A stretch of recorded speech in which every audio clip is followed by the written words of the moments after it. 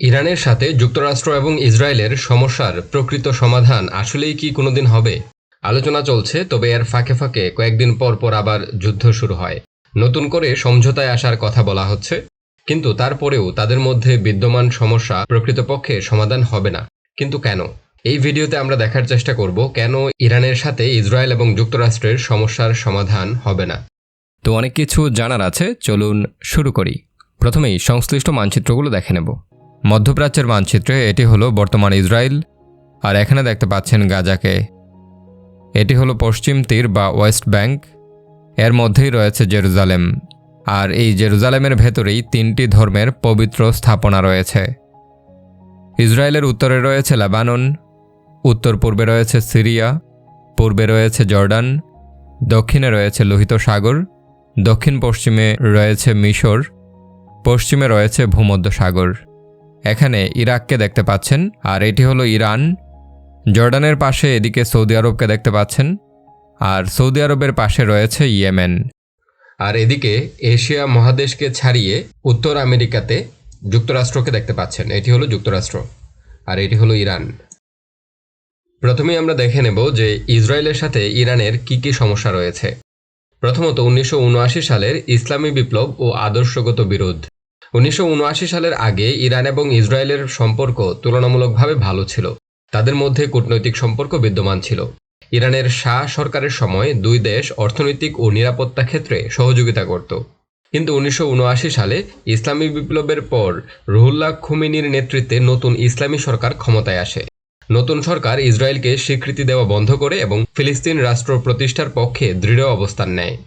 এরপর থেকে ইরানের শাসক গোষ্ঠী ইসরায়েলকে মধ্যপ্রাচ্যে পশ্চিমা প্রভাবের প্রতীক হিসেবে দেখেছে, আর ইসরায়েল ইরানকে নিজেদের নিরাপত্তার জন্য অন্যতম বড় হুমকি হিসেবে বিবেচনা করেছে। ফলে বিরোধ শুধু রাজনৈতিক নয়, আদর্শগত পর্যায়েও পৌঁছে যায়। ইরান চায় ইসরায়েলকে পৃথিবীর মানচিত্র থেকে মুছে দিতে, অন্যদিকে ইসরায়েল চায় ইরানের সরকারের পরিবর্তন। দ্বিতীয়ত, ফিলিস্তিন প্রশ্ন। ইসরায়েল ইরান বিরোধের অন্যতম প্রধান কারণ ফিলিস্তিন ইস্যু। ইরান দীর্ঘদিন ধরে ফিলিস্তিন জনগণের অধিকার এবং স্বাধীন রাষ্ট্র প্রতিষ্ঠার পক্ষে অবস্থান নিয়েছে। ইরান বিভিন্ন ফিলিস্তিনি সংগঠনকে রাজনৈতিক, আর্থিক বা অন্যান্যভাবে সমর্থন দেয়। অন্যদিকে ইসরায়েল মনে করে এসব গোষ্ঠীর কিছু কার্যক্রম তাদের নিরাপত্তার জন্য চরম হুমকি। গাজা, পশ্চিম তীর এবং জেরুজালেমকে কেন্দ্র করে সংঘাত যখনই বৃদ্ধি পায়, তখন ইসরায়েল এবং ইরানের সম্পর্ক আরও উত্তেজনাপূর্ণ হয়ে ওঠে। তৃতীয়ত, ইরানের পারমাণবিক কর্মসূচি। এটি সম্ভবত দুই দেশের মধ্যে সবচেয়ে গুরুত্বপূর্ণ নিরাপত্তা সংক্রান্ত বিরোধ। ইসরায়েল মনে করে ইরান যদি পারমাণবিক শক্তিধর দেশ হয়, তাহলে ইসরায়েলের অস্তিত্ব হুমকির মুখে পড়বে।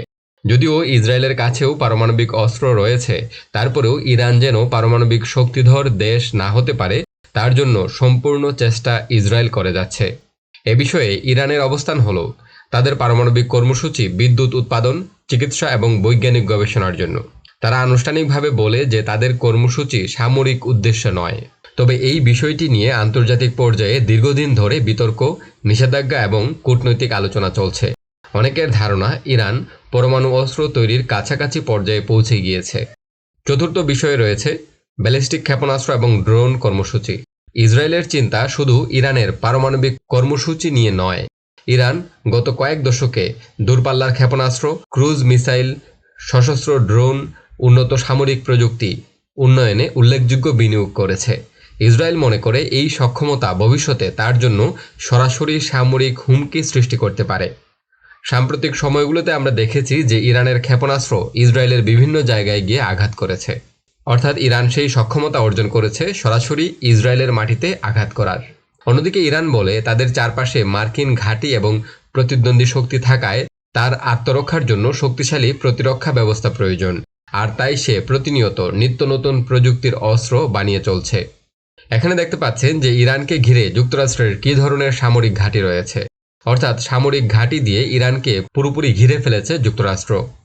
5 নম্বরে যে বিষয়টি রয়েছে সেটি হলো হিজবুল্লাহ ও ইরানের অন্যান্য মিত্র গোষ্ঠীর বিষয়। ইসরায়েল ও ইরানের বিরোধের একটি বড় অংশ প্রক্সি সংঘাত। ইরান লেবাননের হিজবুল্লাহর সঙ্গে ঘনিষ্ঠ সম্পর্ক রাখে। ইসরায়েলের মতে হিজবুল্লাহ তাদের নিরাপত্তার জন্য সবচেয়ে বড় সামরিক হুমকিগুলোর একটি। একইভাবে গাজা ভিত্তিক হামাস সহ অন্যান্য গোষ্ঠীর সঙ্গে ইরানের সম্পর্ক নিয়েও ইসরায়েল চিন্তিত। ফলে দুই দেশের সংঘাত প্রায়ই সরাসরি নয়, বরং এসব মিত্র গোষ্ঠীর মাধ্যমে প্রকাশ পায়। 6 নম্বরে রয়েছে সিরিয়া যুদ্ধ। সিরিয়াতে বর্তমানে নতুন সরকার ক্ষমতায় রয়েছে, তারপরেও সিরিয়ার ভেতরে সংঘর্ষ চলমান। সেই সংঘাতে কোন দেশ কার পক্ষ নিবে সেটি নিয়েও সমস্যা রয়েছে। ইসরায়েল সিরিয়ার অনেক অংশ দখল করে নিয়েছে, এটি নিয়ে বিস্তারিত ভিডিও আছে, সেটা দেখে নিন। মোট কথা হলো, ইরান চায় ইসরায়েলকে পৃথিবীর মানচিত্র থেকে মুছে দিতে। অন্যদিকে ইসরায়েল চায় ইরানের সরকারের পরিবর্তন, অর্থাৎ বর্তমান সরকারের পতন। ফলে তাদের মধ্যে সম্পর্ক উন্নয়ন হওয়া বা সমঝোতায় আসা সম্ভব নয়। যেমন এখানে ইরানকে দেখতে পাচ্ছেন। তো ইরানের এদিকে রয়েছে ইয়েমেনে হুতি বিদ্রোহীরা রয়েছে। তারা বিভিন্ন সময় ভারত মহাসাগরে চলাচলকারী জাহাজের উপর হামলা করে, যেগুলোর সাথে ইসরায়েলের সংশ্লিষ্টতা রয়েছে। এখানে ইসরায়েলকে দেখতে পাচ্ছেন। এছাড়া এদিকে রয়েছে বাব এল মানদেব প্রণালী। এখানেও আটকে দেওয়ার হুমকি দিয়েছে সে, কারণ এদিকে হলো সুয়েজ খাল। এই সুয়েজ খাল হয়ে লোহিত সাগর হয়ে বাব এল মানদেব প্রণালী হয়ে ভারত মহাসাগরে জাহাজগুলো আসা যাওয়া করে, অর্থাৎ একটি গুরুত্বপূর্ণ রুট হলো এটি। তো ইয়েমেনের হুতি বিদ্রোহীরা রয়েছে এখানে, যারা ইরানের প্রক্সি, অর্থাৎ ইরান এদেরকে সাহায্য করে। অন্যদিকে ইয়েমেনের যে সরকার রয়েছে তাকে সৌদি আরব সাহায্য করে, এবং এখনও এই জায়গায় সমস্যা চলছে। অন্যদিকে এখানে গাজা রয়েছে, গাজায় হামাস রয়েছে, হামাসের সাথে ইরানের সম্পর্ক রয়েছে, যার কারণে ইসরায়েলের সাথে ইরানের শত্রুতা রয়েছে, কারণ ইরান হামাসকে সহায়তা করে, যার কারণে ইসরায়েল সেটি পছন্দ করে না। অন্যদিকে ইরাকে বিভিন্ন মিলিশিয়া গোষ্ঠী রয়েছে। এছাড়াও ইরাকের বর্তমান সরকারের সাথে ইরানের সম্পর্ক রয়েছে, ভালো সম্পর্ক, যার কারণে ইসরায়েল চিন্তিত। অন্যদিকে লেবাননে রয়েছে হিজবুল্লাহ অনেক সময় ইসরায়েলের উপর আঘাত করে, আর এই হিজবুল্লাহর সাথে ইরানের সম্পর্ক রয়েছে। হিজবুল্লাহকে অস্ত্র, আর্থিক সহায়তা সবকিছু দিয়ে থাকে ইরান। সিরিয়াতে সরকার পরিবর্তন হয়েছে। এর আগে বাশার আল আসাদের পক্ষে ছিল ইরান। তো নতুন সরকারের সাথে তাদের খুব সম্পর্ক ভালো নেই, বিদ্রোহী গোষ্ঠী রয়েছে এখানে। তো এই সিরিয়াতে কার কি অবস্থান হবে সেটি নিয়েও ইসরায়েল এবং ইরানের মধ্যে সমস্যা রয়েছে। এখন প্রশ্ন হলো, আমেরিকার সাথে ইরানের কি সমস্যা রয়েছে? আমেরিকা ও ইরানের সম্পর্ক আজ যে অবস্থায় এসেছে তা কোনো একক ঘটনার ফল নয়। এটি কয়েক দশক ধরে জমে ওঠা রাজনৈতিক, সামরিক, অর্থনৈতিক এবং আদর্শগত বিরোধের ফল। প্রথমত 1953 সালের অভ্যুত্থান এবং অবিশ্বাসের সূচনা। 1951 সালে ইরানের প্রধানমন্ত্রী মোহাম্মদ মুসাদ্দেক দেশের তেল শিল্প জাতীয়করণ করেন। এতে ব্রিটিশ স্বার্থ ক্ষতিগ্রস্ত হয়। 1953 সালে যুক্তরাষ্ট্রের CIA গোয়েন্দা সংস্থা এবং ব্রিটিশ গোয়েন্দা সংস্থার সহায়তায় একটি অভ্যুত্থানের মাধ্যমে তাকে ক্ষমতা থেকে সরানো হয়। অনেক ইরানি মনে করেন এই ঘটনা তাদের গণতান্ত্রিক প্রক্রিয়ায় বিদেশি হস্তক্ষেপের উদাহরণ। ফলে আমেরিকার প্রতি গভীর সন্দেহ এবং ক্ষোভের ভিত্তি তৈরি হয়। ক্ষমতায় আবার অধিষ্ঠিত হন ইরানের বাদশাহ শাহ মোহাম্মদ রেজা পাহলভি। এটি নিয়ে বিস্তারিত ভিডিও আছে, সেটি দেখে নিন। দ্বিতীয়ত, শাহকে সমর্থন এবং ইসলামী বিপ্লব। 1953 সালের অভ্যুত্থানের পর মোহাম্মদ রেজা পাহলভি ক্ষমতা আরও শক্তভাবে ধরে রাখেন এবং যুক্তরাষ্ট্র তার অন্যতম প্রধান মিত্রে পরিণত হয়। শাহ আধুনিকায়ন ও পশ্চিমামুখী নীতি গ্রহণ করলেও তার শাসনের বিরুদ্ধে মানবাধিকার লঙ্ঘন, দুর্নীতি এবং স্বৈরতন্ত্রের অভিযোগ ছিল। 1979 সালে রুহুল্লাহ খুমেনির নেতৃত্বে ইসলামী বিপ্লব সংগঠিত হয় এবং শাহের শাসনের অবসান ঘটে। নতুন সরকার যুক্তরাষ্ট্রকে বিদেশি প্রভাবের প্রতীক হিসেবে দেখতে শুরু করে। শুরু হয় ইরানের সাথে যুক্তরাষ্ট্রের শত্রুতা। তৃতীয়ত, 1979 সালের জিম্মি সংকট। 1979 সালে বিপ্লবের পর ইরানের তেহরানে মার্কিন দূতাবাস দখল করে ছাত্ররা 52 জন আমেরিকানকে 444 দিন জিম্মি করে রাখে। আমেরিকার কাছে এটি ছিল আন্তর্জাতিক আইন এবং কূটনৈতিক নিয়মের গুরুতর লঙ্ঘন এবং আমেরিকার সম্মানহানি। অন্যদিকে অনেক ইরানি এটিকে আমেরিকার অতীত হস্তক্ষেপের বিরুদ্ধে প্রতিক্রিয়া হিসেবে দেখেছিল। এই ঘটনার পর দুই দেশের কূটনৈতিক সম্পর্ক কার্যত ভেঙে যায় এবং আজও তাদের আনুষ্ঠানিক কূটনৈতিক সম্পর্ক নেই। ইসলামী বিপ্লব নিয়ে বিস্তারিত ভিডিও আছে, সেটি দেখে নিন। চতুর্থ বিষয়ে রয়েছে পারমাণবিক কর্মসূচি।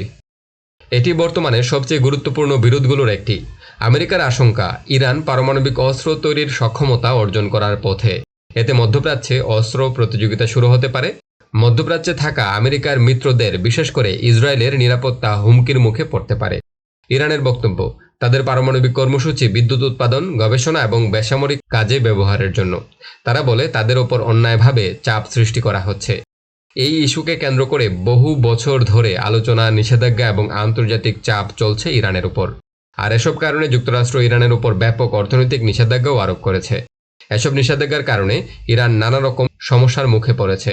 আন্তর্জাতিক ব্যাংকিংয়ে সীমাবদ্ধতা, তেল রপ্তানিতে বাধা, বিদেশি বিনিয়োগ কমে যাওয়া, মুদ্রাস্ফীতি বৃদ্ধি সব মিলিয়ে ইরানের অর্থনৈতিক অবস্থা মারাত্মক খারাপ।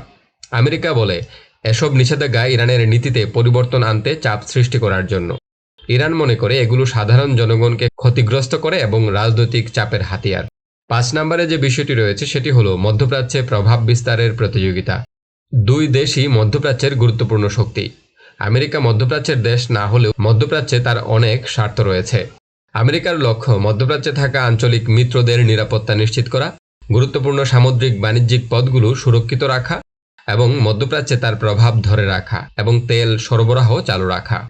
যেমন এখানে আমরা দেখেছি যে এদিকে আছে পারস্য উপসাগর, আর এটি হলো হরমুজ প্রণালী। এখানে আছে কাতার, এটি হলো বাহরাইন, আর এটি হলো কুয়েত। আর এখানে সংযুক্ত আরব আমিরাতকে দেখতে পাচ্ছেন, আর এখানে রয়েছে ইরাক। এসব দেশ থেকে তেল জাহাজে করে এই হরমুজ প্রণালী পার হয়ে তারপর বিভিন্ন দেশে যায়। যেসব দেশ সুয়েজ খাল ব্যবহার করে তাদেরকে এই দিক দিয়ে যে বাব এল মান্দেব প্রণালী হয়ে লোহিত সাগর হয়ে তারপর সুয়েজ খাল হয়ে ভূমধ্য সাগরে যেতে হয়। তো এসব নদীপথের নিরাপত্তার জন্য আমেরিকা সবসময় তার সেনা এই মধ্যপ্রাচ্যে মোতায়েন রাখে এবং তার যে যুদ্ধ জাহাজগুলো আছে সেগুলোও এই এলাকায় মোতায়েন থাকে। এখানে আছে হরমুজ প্রণালী, আর এদিকে রয়েছে বাব এল মান্দেব প্রণালী, তারপর এখানে আছে তিরান প্রণালী, এখানে আছে সুয়েজ খাল। আর মধ্যপ্রাচ্যে ইরানের লক্ষ্য হলো নিজস্ব নিরাপত্তা বলয় তৈরি করা, অঞ্চলে রাজনৈতিক এবং সামরিক প্রভাব বৃদ্ধি করা। ফলে বিভিন্ন আঞ্চলিক সংঘাতে দুই দেশের স্বার্থ পরস্পরের বিপরীতমুখী অবস্থানে রয়েছে। 6 নম্বরে রয়েছে ইসরায়েলকে ঘিরে বিরোধ। যুক্তরাষ্ট্র ইসরায়েলের সবচেয়ে ঘনিষ্ঠ মিত্র। যুক্তরাষ্ট্র সবথেকে বেশি সাহায্য করে ইসরায়েলকে। যুক্তরাষ্ট্র ইসরায়েলকে কিভাবে কি পরিমাণে সাহায্য করে সেটি নিয়েও বিস্তারিত ভিডিও আছে, সেটি দেখে নিন। অন্যদিকে ইরান চায় ইসরায়েলকে পৃথিবীর মানচিত্র থেকে মুছে দিতে। ফলে ইরান ইসরায়েল উত্তেজনা অনেক সময় আমেরিকা ইরান সম্পর্ককেও প্রভাবিত করে। 2026 সালে আমরা দেখছি যে ইসরায়েলকে সাথে নিয়ে যুক্তরাষ্ট্র ইরানের বিরুদ্ধে যুদ্ধ শুরু করেছে। সর্বশেষ যে বিষয়টি রয়েছে সেটি হলো পারস্পরিক অবিশ্বাস। সম্ভবত সবচেয়ে বড় সমস্যা হলো পারস্পরিক অবিশ্বাস। অনেক আমেরিকান নীতি নির্ধারক মনে করেন ইরান মধ্যপ্রাচ্যে আঞ্চলিক স্থিতিশীলতার জন্য হুমকি। অন্যদিকে অনেক ইরানি মনে করেন আমেরিকা দীর্ঘদিন ধরে তাদের দেশের রাজনীতি, অর্থনীতি এবং নিরাপত্তার উপর প্রভাব বিস্তার করার চেষ্টা করেছে। এছাড়াও মধ্যপ্রাচ্যে সে অনধিকার চর্চা করছে, যার কারণে বর্তমানে নিউজগুলো খেয়াল করলে দেখতে পাবেন যে ইরান বারবার যুক্তরাষ্ট্রকে বলছে তোমরা এই এলাকা ছেড়ে চলে যাও, এটা তোমাদের এলাকা নয়। ইরানের সাথে শুধু ইসরায়েল এবং যুক্তরাষ্ট্রের যে সমস্যা রয়েছে বিষয়টা এরকম নয়। মধ্যপ্রাচ্যে থাকা অনেক দেশের সাথেই ইসরায়েল এবং যুক্তরাষ্ট্রের গভীর মিত্রতা রয়েছে, ফলে ইরানের সাথে তাদের শত্রুতা রয়েছে। মধ্যপ্রাচ্যের অনেক দেশ আব্রাহাম অ্যাকর্ডের মাধ্যমে ইসরায়েলের সাথে সম্পর্ক স্থাপন করেছে, ফলে ওইসব দেশের সাথে ইরানের শত্রুতা তৈরি হয়েছে। আগেও শত্রুতা ছিল, নতুন করে সেটি আরও বেড়েছে। প্রথমেই রয়েছে সৌদি আরবের সঙ্গে প্রতিদ্বন্দ্বিতা। এখানে দেখতে পাচ্ছেন বিশাল বড় এলাকা নিয়ে রয়েছে সৌদি আরব, আর এখানে বিশাল বড় এলাকা নিয়ে রয়েছে ইরান। অর্থাৎ মধ্যপ্রাচ্যে তাদের মধ্যে মারাত্মক প্রতিদ্বন্দ্বিতা রয়েছে। অন্যদিকে যুক্তরাষ্ট্রের সাথে রয়েছে সৌদি আরবের ঘনিষ্ঠ মিত্রতা, ইসরায়েলের সাথে সৌদি আরবের রয়েছে গোপন সম্পর্ক।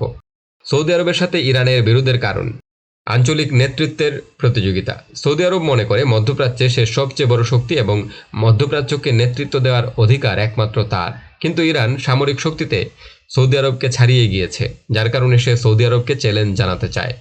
ইয়েমেন, সিরিয়া ও লেবাননের মতো দেশগুলোতে প্রভাব বিস্তারের প্রতিযোগিতা রয়েছে দুই দেশের মধ্যে। এছাড়াও রয়েছে ধর্মীয় বিরোধ, অর্থাৎ সৌদি আরব হলো সুন্নি প্রধান দেশ, অন্যদিকে ইরান হলো শিয়া মতাদর্শের দেশ, ফলে তাদের মধ্যে ধর্মীয় বিরোধ রয়েছে। সংযুক্ত আরব আমিরাতের সঙ্গে ইরানের বিরোধ রয়েছে।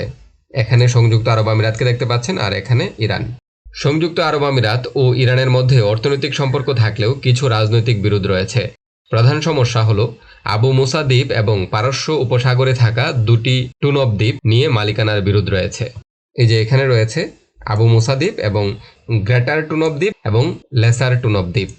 তো এই তিনটি দ্বীপের মালিকানা নিয়ে ইরানের সাথে সংযুক্ত আরব আমিরাতের সমস্যা রয়েছে অনেক দিন থেকেই। পারস্য উপসাগর এবং হরমুজ প্রণালীর নিরাপত্তা নিয়েও তাদের মধ্যে সমস্যা রয়েছে। এখানে হরমুজ প্রণালী রয়েছে। পারস্য উপসাগর এবং হরমুজ প্রণালীতে ইরান একাই প্রভাব বিস্তার করতে চায়, যা সংযুক্ত আরব আমিরাত মেনে নিতে চায় না। ইয়েমেনের বিষয়েও সমস্যা রয়েছে। আগেই বলেছি যে ইয়েমেনে বর্তমানে গৃহযুদ্ধ চলছে এবং এটি নিয়ে ইরানের সাথে আরব অন্যান্য দেশের সমস্যা রয়েছে।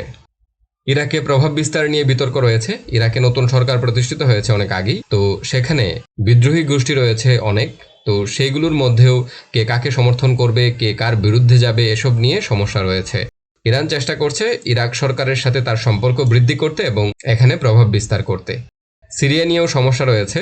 সিরিয়ার পূর্বের সরকার অর্থাৎ বাশার আল আসাদের সরকারের সাথে ইরানের অনেক ভালো সম্পর্ক ছিল এবং ইরান অনেক চেষ্টা করেছে বাশার আল আসাদ সরকারকে টিকিয়ে রাখার জন্য, কিন্তু শেষ পর্যন্ত ব্যর্থ হয়েছে।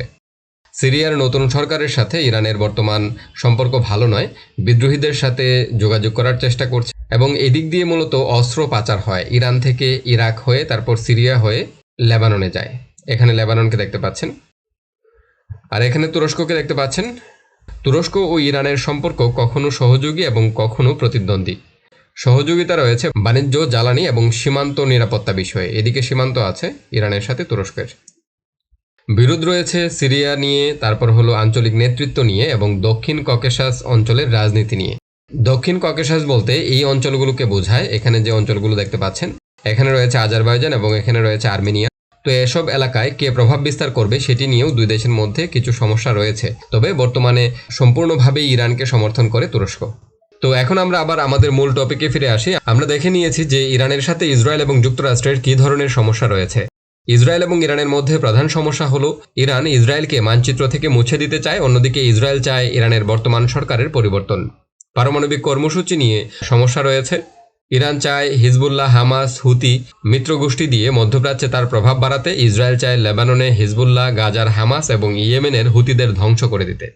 অন্যদিকে যুক্তরাষ্ট্র চায় ইরান তার পারমাণবিক কর্মসূচি থেকে সরে আসুক এবং অত্যাধুনিক যে মিসাইল বানাচ্ছে সে কর্মসূচি বন্ধ করে দিক। অন্যদিকে ইরান চায় যুক্তরাষ্ট্র ইসরায়েলকে সমর্থন দেওয়া বন্ধ করুক এবং মধ্যপ্রাচ্য থেকে সে চলে যাক।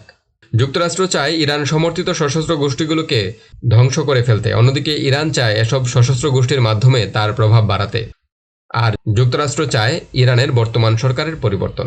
এখন আপনারাই বলেন, এই যে সমস্যা তাদের মধ্যে অর্থাৎ ইরানের সাথে ইসরায়েলের এবং যুক্তরাষ্ট্রের, তা কি সমাধান করা সম্ভব? সাময়িকভাবে তাদের মধ্যে সমঝোতা হতে পারে, কিন্তু সমস্যার সমাধান কখনোই হবে না।